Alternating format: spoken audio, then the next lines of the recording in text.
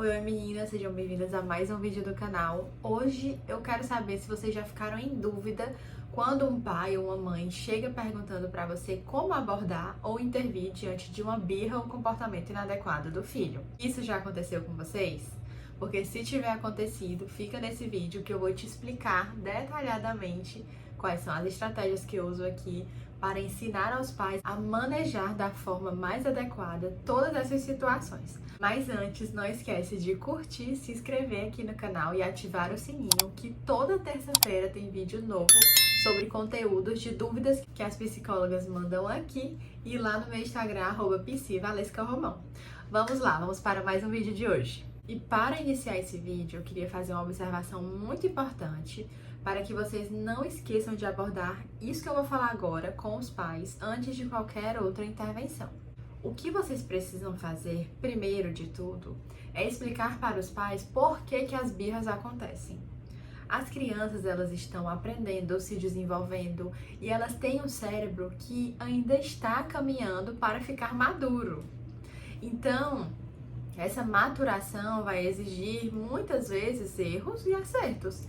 E os adultos devem estar ali para ajudar a conduzir a criança da melhor forma possível. Então, se a criança se desregula, faz uma birra por algum motivo e vem um adulto e grita e bate, será que essa criança vai aprender como se regular diante de situações de frustração? Muito provavelmente não. Então vocês precisam abordar dessa forma com os pais e explicar que o cérebro infantil, ele está ali para aprender e se desenvolver de acordo com o ambiente.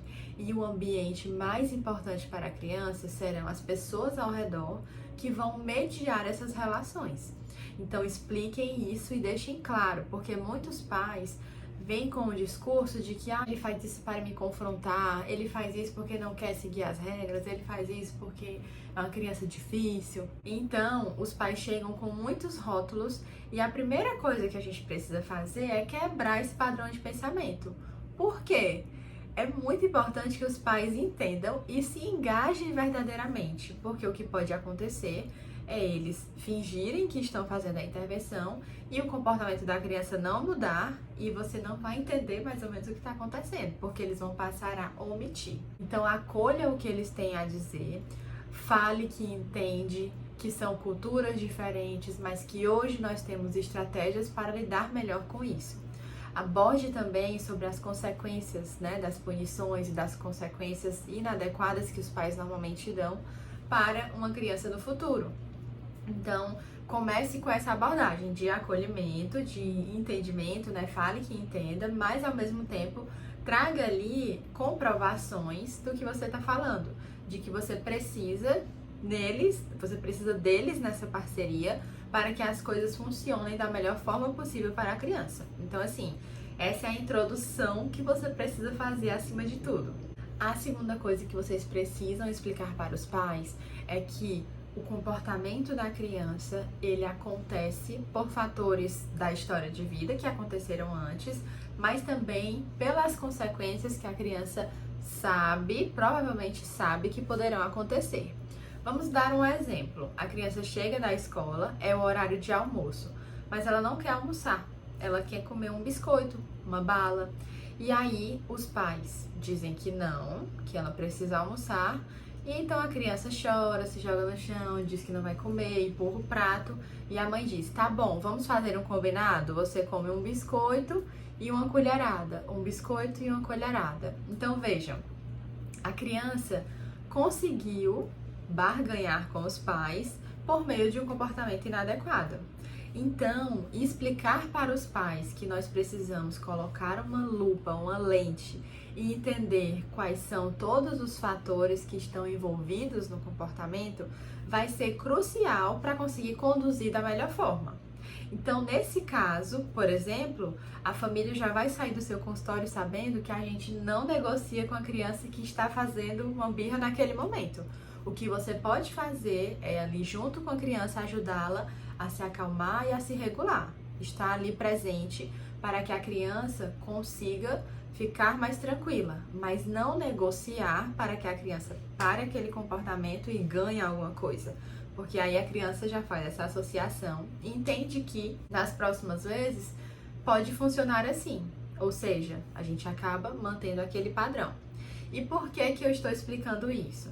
Porque o passo número 2 é basicamente vocês conseguirem mostrar para os pais que o comportamento tem esse histórico, né, de antecedentes, consequências, enfim, e vários fatores ambientais, e explicar que vocês vão aplicar fichas de análises funcionais. O que são essas fichas de análises funcionais? Eu vou deixar aqui o link na descrição para vocês baixarem uma ficha gratuita, que é a que eu uso aqui no meu consultório, que é a nossa fichinha ABC, que é uma ficha que analisa o que acontece antes, o que acontece depois, como é o comportamento dos pais, quem está no ambiente, porque tudo isso vai ser relevante para conseguir conduzir aquela situação da melhor forma. Então, entregue essa ficha para os pais e comecem a fazer um levantamento das principais situações em que os comportamentos inadequados acontecem, porque daí você vai conseguir ajudar a conduzir da melhor forma possível. Agora que você já ensinou aos pais sobre como é o funcionamento das crianças e você abordou a importância de entender a função, o porquê que a criança está fazendo aquele comportamento, a terceira coisa é explicar para os pais que muitas vezes as crianças fazem comportamentos inadequados porque elas não têm ainda a habilidade de tentar fazer aquilo de uma forma adequada. Então, por exemplo, se ela quer comer um doce, muitas vezes a criança não tem a habilidade de tentar, de uma forma adequada, negociar com os pais. Concordam comigo que se você chegar e conversar, olha mãe, eu queria tanto um doce, será que eu posso comer depois do almoço? Ou será que a gente pode tentar conversar melhor sobre isso? Essa estratégia de barganhar é uma estratégia boa, não é uma estratégia ruim, não é uma estratégia inadequada. A criança aprender a colocar os pontos de vista, aprender a tentar lutar pelo que ela quer de uma forma adequada, também é importante. Então, muitas vezes as crianças fazem um comportamento inadequado porque elas ainda não sabem fazer aquilo de outra forma, de uma forma mais adaptativa. Então não adianta só você identificar o porquê que a criança está fazendo aquilo.